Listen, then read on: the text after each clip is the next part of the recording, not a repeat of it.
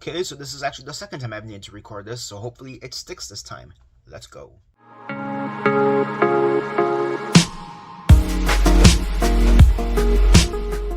Hello, this is Daniel Mart back again. I'm an actor and filmmaker based out of South Florida, and for this video, as you saw the title, this is going to be another movie review. This is going to be for the movie Sinners that came out earlier this year. Directed by Ryan Coogler, stars Michael B. Jordan, and the title Rose, because he's playing twins. Yeah, throughout this whole year, this movie has been lauded as one of the best movies, one of this year in general, which, yes, true. But not just that, but it's also been lauded as one of the best movies of the past 5 years in the 2020s. Very much applicable, yes.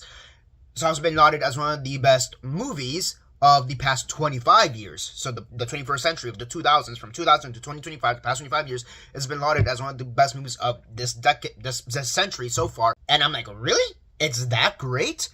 Then, of course, it's made a lot of horror lists as one of the best horror movies, of course, of the past 25 years as well. Yeah, I finally saw it. I finally saw Sinners, and I'm ready to give my thoughts on if this is one of the best movies of the year, if this is one of the best movies of the past 5 years, or the 2020s, one of the best movies of the century, one of the best horror movies specifically of the century, and just give all my thoughts to that. So yeah, I'm just gonna rip the band-aid, so to speak, and yeah, this is definitely one of the best movies of the year, by far.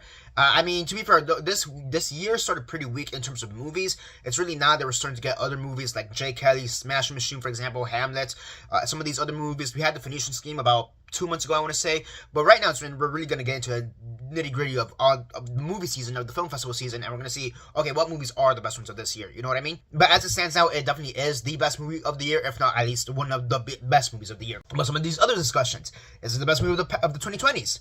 I would say yes, it's definitely up there. I'm not sure if it would be number 1, to be honest with you. Top 10 for sure. You can make an argument for top 5. I don't know. I don't think it's the best one of the past 5 years, but it is at least top 10 at the very least. And now, again, the major discussions, is it one of the best movies of the past 25 years? And more specifically, is it one of the best horror movies of the past 25 years? I think, yes, it is. It should be considered one of the best horror movies of the past 25 years, especially depending on how you want to measure that metric. If you're going to do, like, top 25 movies or top 100, or, like, if you're doing top 10, I don't think it cracks that bubble. But if you're doing top 25, I think that's where it does crack it. And then just top movies of the past 25 years, like all movies, all genres. I think that bubble is a little bit more harder to really get in there. I think it could be considered there. I'm not sure if I would personally put it there, and if I do put it there, it'd probably be in the bottom 25, if I'm being honest with you. If we're doing a 100 top 100 list, like we've seen some different news organizations or magazine articles or whatever do this, like as I've been reacting to a lot earlier this year, then yes, that I would put it in the bottom 25. But that just shows how great this movie is, how right off the bat it's already considered to be on, or should be considered to be on all these lists. And like I said, I only just recently saw it, and yeah, like I said, as you're hearing me speak right now, that's basically what I think in terms of all those lists. Is it one of the best movies? Is it not? This and the other. Now, why is this one of the best movies of this year, for sure, of the past 5 years, one of the best horror movies of the century ever made, this, that, and the other? Why is it that? I mean, for sure, for starters, Ryan Coogler, the director, Ryan Coogler, I mean, he's amazing. I mean, he started off with stuff like Fruitvale Station and Creed. Of course, he did the Black Panther movies. So, he has a lot of experience in all this stuff. And, of course, his partner in crime, Michael B. Jordan, I mean, he's no slouch either, of course. Again, back to Creed, back to Fruitvale Station, back to Black Panther. I mean, he's done so much great work over the years, even outside of that stuff. Like, I think them two, they're just like a power couple. They're like, it's like Scorsese and De Niro, for example. It's like that level of just like mastery between these two icons of modern day cinema. I think it's just great overall, the work they've done. Like, this is definitely the stuff that's going to get them their Oscar nomination. It's kind of insane that Michael B. Jordan, as an actor, hasn't been nominated yet for an Oscar. Like Fruitvale Station, I feel like he should have probably gotten in there. I'd have to see how the field looked like back in, give or take, 2010, 11, 12, whenever Fruitvale Station came out. I'd have to see how the field looked like, but it's kind of crazy to think that he wasn't nominated for Fruitvale Station, which was just a fantastic performance. I only saw it the one time, to be honest with you, but it was still such an impactful thing, such a great performance. And of course, you have the Creed movies. At least for the first Creed, I think he should have been nominated. I don't know about the other two Creed movies, and that's not to say he gave a bad performance in the other two Creed movies, but I feel like his best performance in the Creed series was the first one. I feel like he probably should have been nominated for that as well. So yeah, it's kind of crazy. Like, it's now that he's finally gonna get his Oscar nomination. Like, I'd be actually shocked if he gets snubbed for the Oscars, because now instead of just playing one character, he's portraying two characters, the Smokestack twins. Just the work he does for each twin, for each character, is just amazing. Like, you can definitely tell the difference between both twins, between Smoke and Stack, and how one of them is a lot more cooler, level-headed, more business oriented, yet still has like that undercurrent of aggression, as opposed to the other one where, yes, he's a lot more relaxed, a lot more easygoing, better said. How his demeanor changes from one to the other, and portraying that just great. You believe the relationships he has with every character that they're around, given the character that he portrays at any given moment. I just think it's great. Overall, I think that if Michael B. Jordan isn't at least in contention to win the Oscar, like, he will for sure be nominated, but I think he should also be in contention to win the Oscar.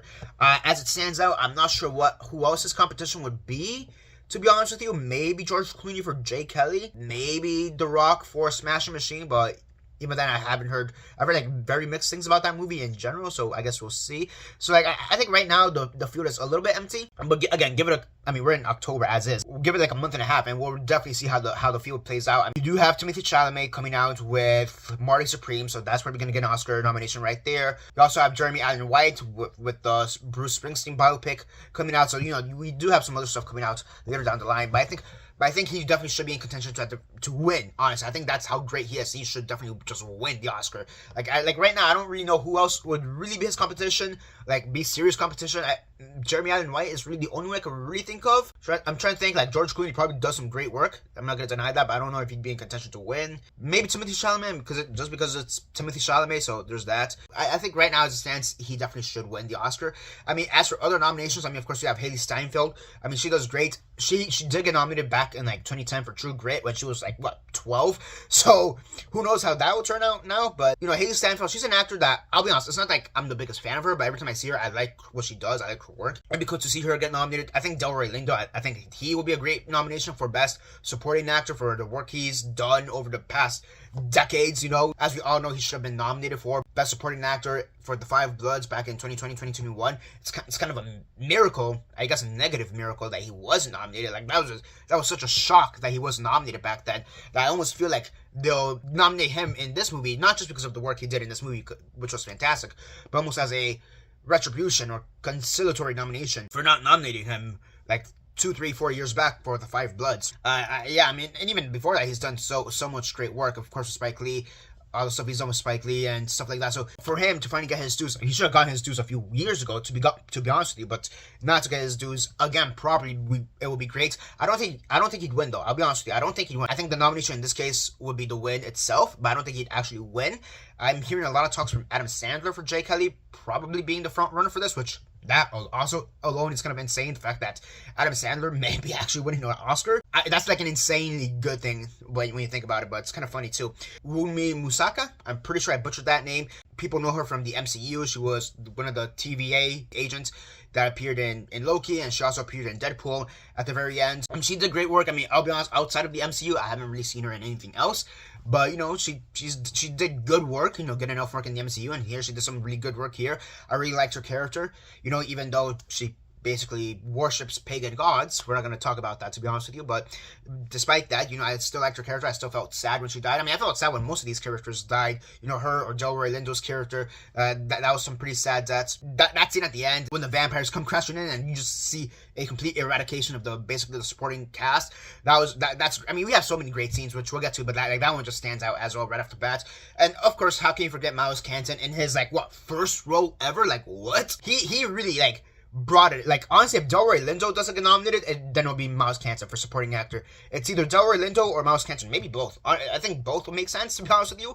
But for this being his first role, this is such a great way to start off your career, performing alongside Michael B. Jordan and alongside Delroy Lindo and Haley Steinfeld, and starting in a Ryan Coogler picture.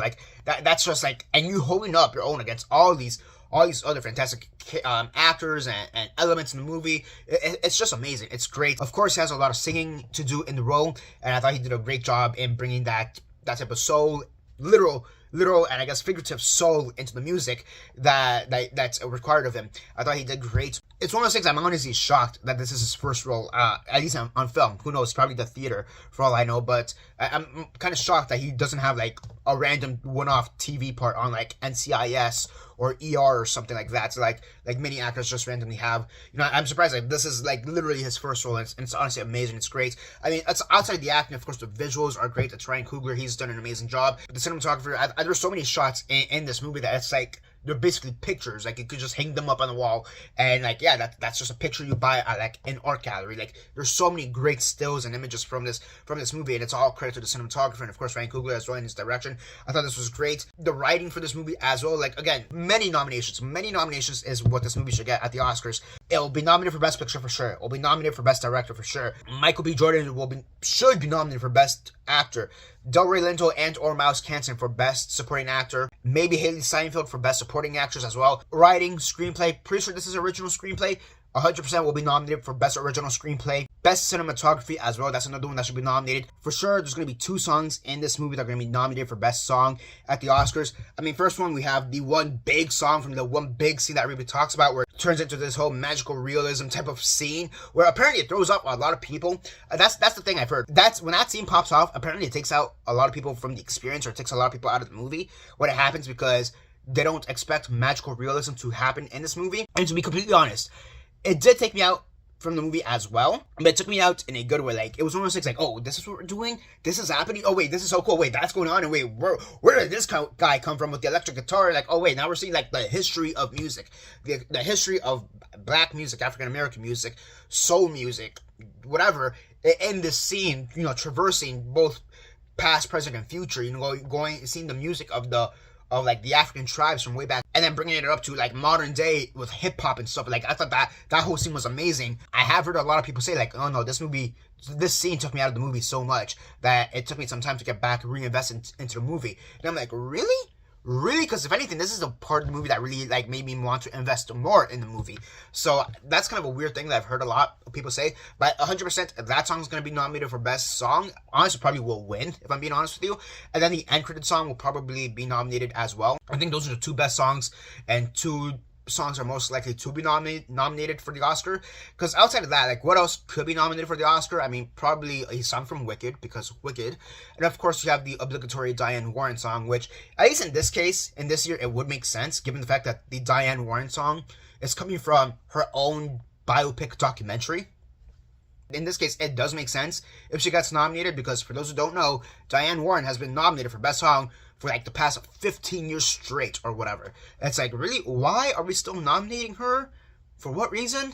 You know, like, just why? It's one of those things where it's become a bit of a joke, a tired joke at this point, but at least this year, it will make sense for her to be nominated because, hey, the song is coming from your own biopic documentary. I have said, though, that it will be hysterical, funny, and ironic if this year is the one year in, like, the past 10, 15 years where she's not nominated. It's, like, really the one time you have a song that's about you, for you, catered towards you, about yourself, from your own documentary. This is the one year that they decide not to give you the nomination. That would be hysterical. And that would definitely just piss off Diane Warren. Like, you should have won, like, back in the 90s with I'm Not Gonna Miss a Thing.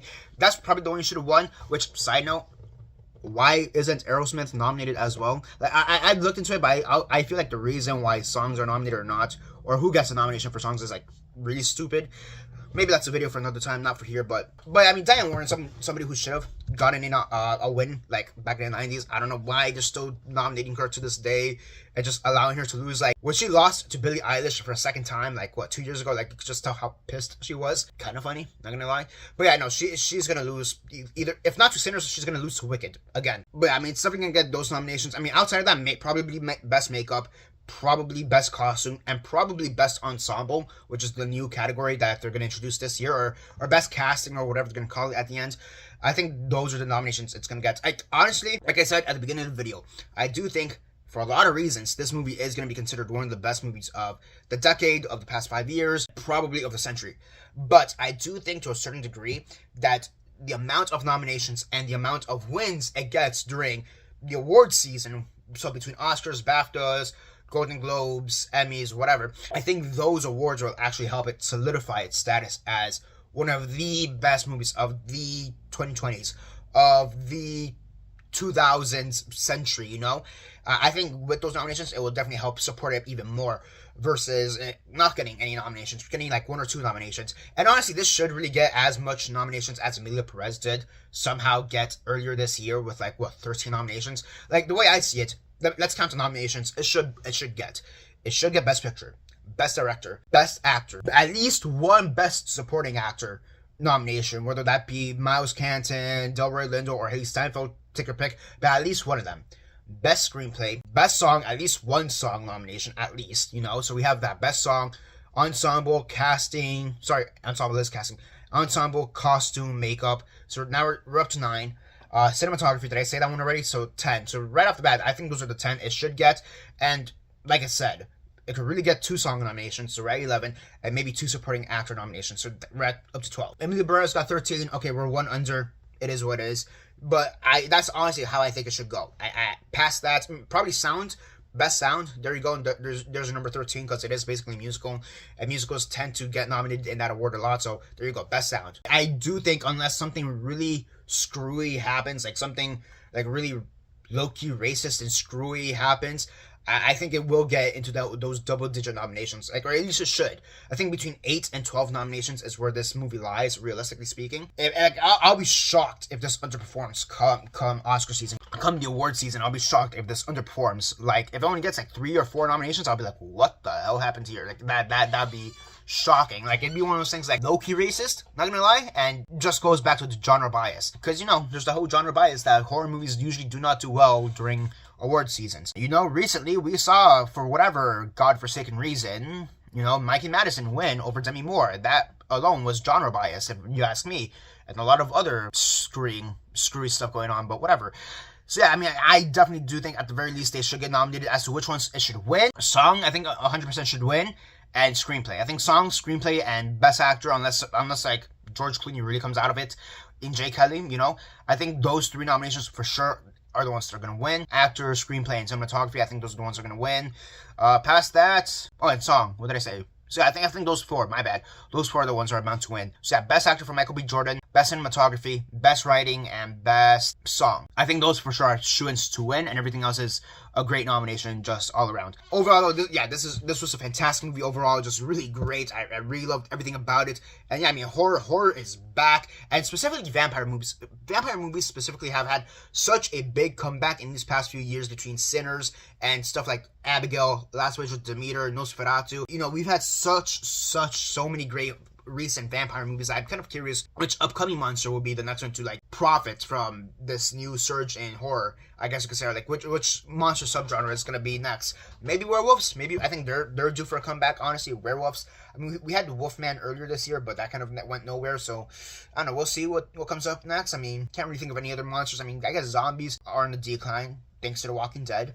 So I mean, yeah, that's a thing. But like, I'm trying to think, what are the monsters? Like, I guess Mummy, or like it's Invisible Man monster. I'm not really sure. I'm just thinking like Universal monsters. I guess Kaiju's always coming there in the background. So I don't know, but it's really great to see that vampires have really kind of made a comeback, and this is probably the epitome of like all vampire movies in recent times. I am very happy as to how this movie turned out. This is definitely Ryan Coogler's magnum opus. This is definitely Michael B. Jordan's magnum opus. Again, you're portraying 2 separate characters, and like sometimes portraying one character, that alone is hard in and of itself. But then you're portraying 2 separate characters, like that's, I would say that's even harder for obvious reasons, but it's also the fact that he's able to differentiate both characters so seamlessly, and we're able to understand which one's which. It's just great. I mean, you have so many great scenes. Of course, I talked about the vampire scene, the vampire barn attack scene at the end. Of course, you have the song scene with the magical realism right there in the middle. I mean, you have so many great scenes throughout the entire movie. Of course, you have the whole shootout at the end versus the KKK at the very end. But even like the smaller scenes, like between Michael B. Jordan and his ex-wife, who's portrayed by Wunma Musaka.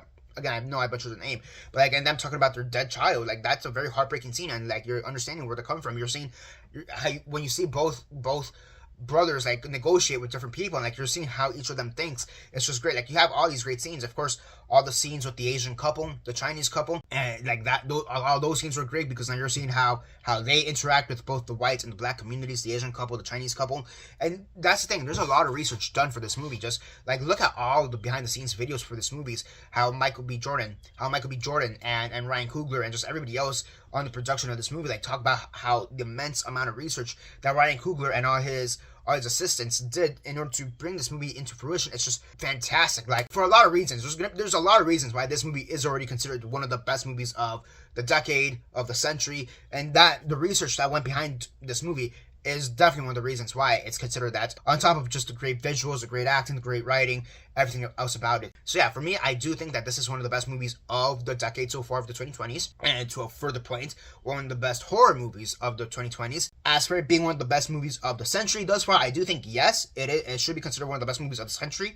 Although for right now, I will put it in the bottom 25, so 100 to 75 is where I'd put it. As for one of the best horror movies of the century, there's where I'm a bit in the middle more, so that's where I would place it more in the middle. So let's say between, if we're doing a top 100, I will put it somewhere between, let's say, 60 and 30 is probably where I would put it, to be honest with you.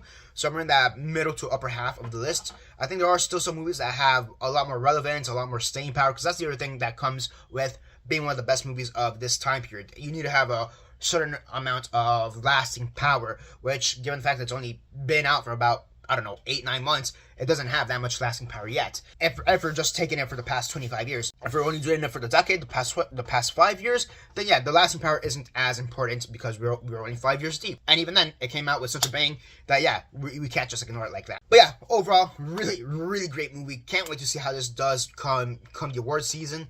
And yeah, that's basically it for now. Comment all that down below, let me know on your thoughts on the movie, and that's basically it for now. This is Daniel Mart, signing off.